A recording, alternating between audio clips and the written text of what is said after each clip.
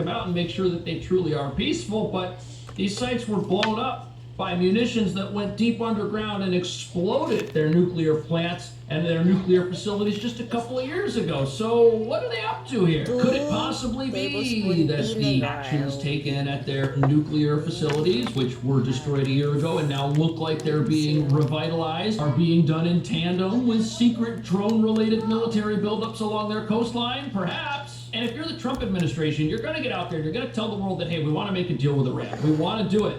But Iran is basically proving that any deal they agree to is worthless, which puts the U.S. in a situation where action becomes the only option, which is probably what Iran knows, which is why they're setting up their forces to fight back, because they do not want to give up.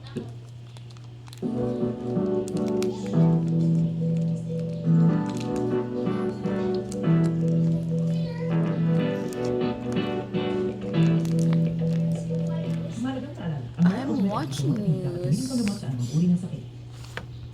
War on Iran.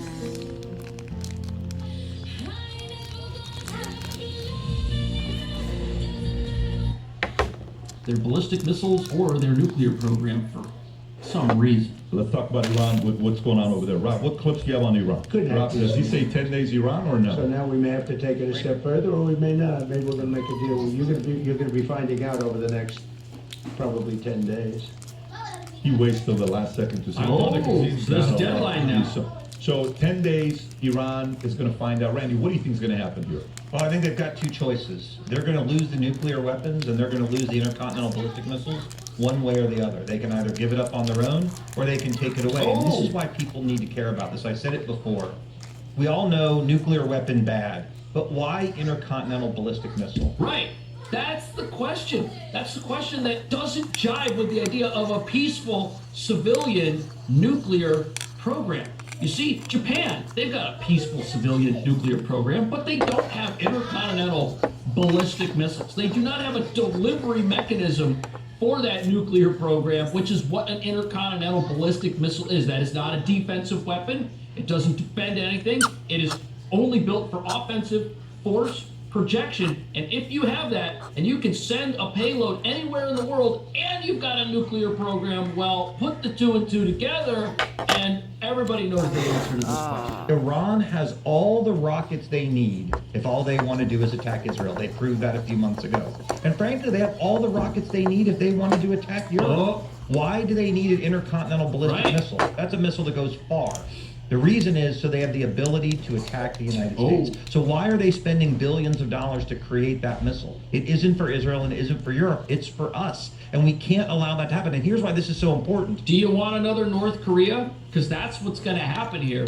If you've got a nuclear program and you've got a delivery mechanism, you get Kim Jong-un again. And the world does not need another dictatorship that oppresses its own people and threatens its neighbors and threatens the rest of the world. That's bad for world stability. That's bad for world peace. We don't want to live in a world where evil despots are allowed to dig in their heels and entrench themselves for all eternity. That's why we're not having negotiations with North Korea on anything. Nobody's negotiating with them. They're doing their thing, and nobody can stop them. Do we want that again? I don't think so. But Russia, China, they would love to have a puppet state that is going to be around forever, that they can secretly support and prop up, who helps them create their new world order, their anti-dollar axis, where they fund their own mayhem and do what they want and project their force upon the rest of us. Brett, how much ability does Iran have to impose cost to the United States in terms of striking our military bases? Not what they will have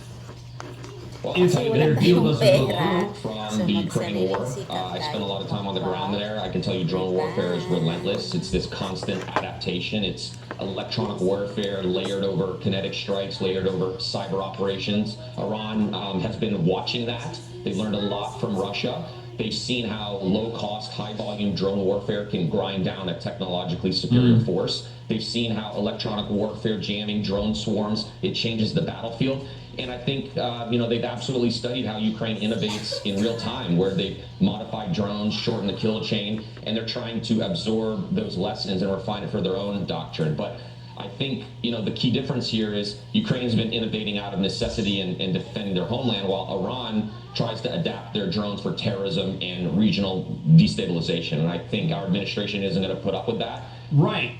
But here's the other part of this. If that's the threat today, what is the threat when we have a nuclear program and intercontinental ballistic missiles? That threat is different than the threat that we face today, which is still a threat. It's out there. It's dangerous. Rockets could be launched at U.S. military bases. Rockets could be launched at Israel. They've got something going on with the Russians right now that they are planning in secret. So we don't fully know what they're going to do. Are they going to make the first move? Are they getting into position to make a retaliatory move? That's probably their best bet. The only way that the world is going to get behind them in any sense, that any countries are going to say, hey, what the U.S. is doing is wrong, we need to stop this interventionism, as if Iran is not the aggressor. So they may be waiting to see if something happens, which is exactly what happened with their nuclear program when that was wiped out. And it looks like Trump is gearing up to do something soon. It's Trump's warning to Iran. Go for it.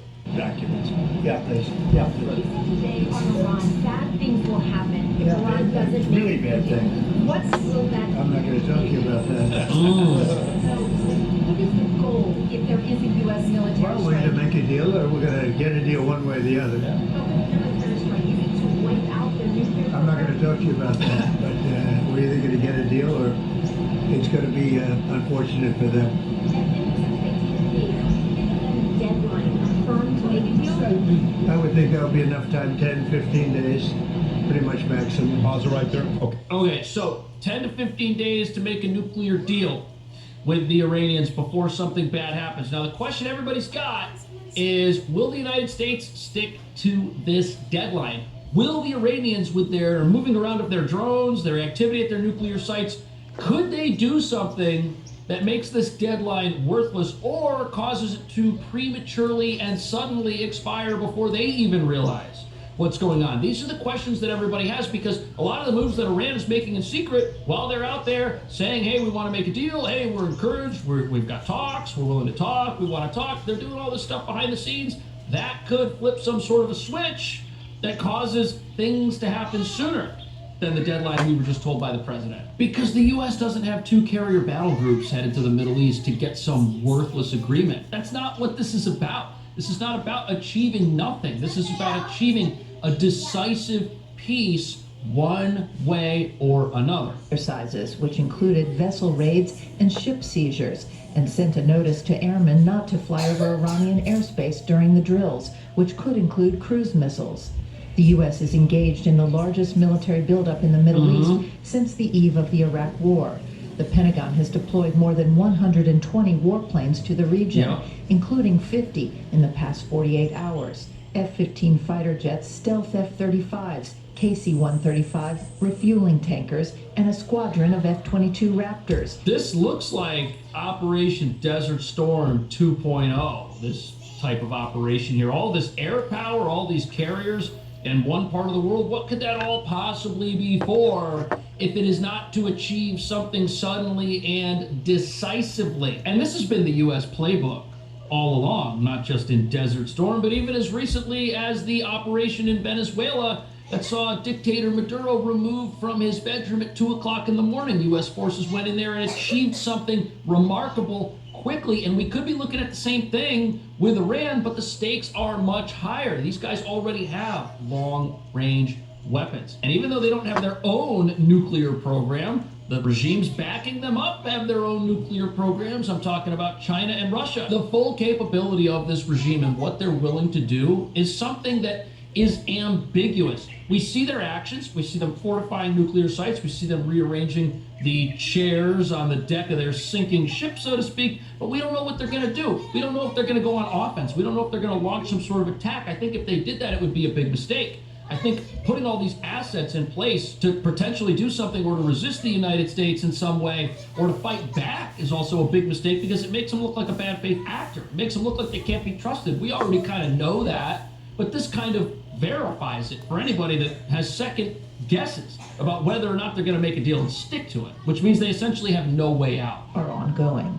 What we are not seeing is a buildup of U.S. land forces that would indicate a ground invasion like we saw before the Iraq War in 2003. And that's big. There's people saying that, oh, Trump's going to get us sucked into another Afghanistan. He's going to get us sucked into another Iraq war disaster. That's not what we're looking at here. There is no invasion force. And you know why? The people of Iran that are out on the streets of their country protesting to get back their freedom, they are the invasion force. They're the ones that are going to take back their country. They're the ones that are going to come in and get this job done and rule their country peacefully for the benefit of themselves for the first time in decades. What do you think about that? I will see you in the next video.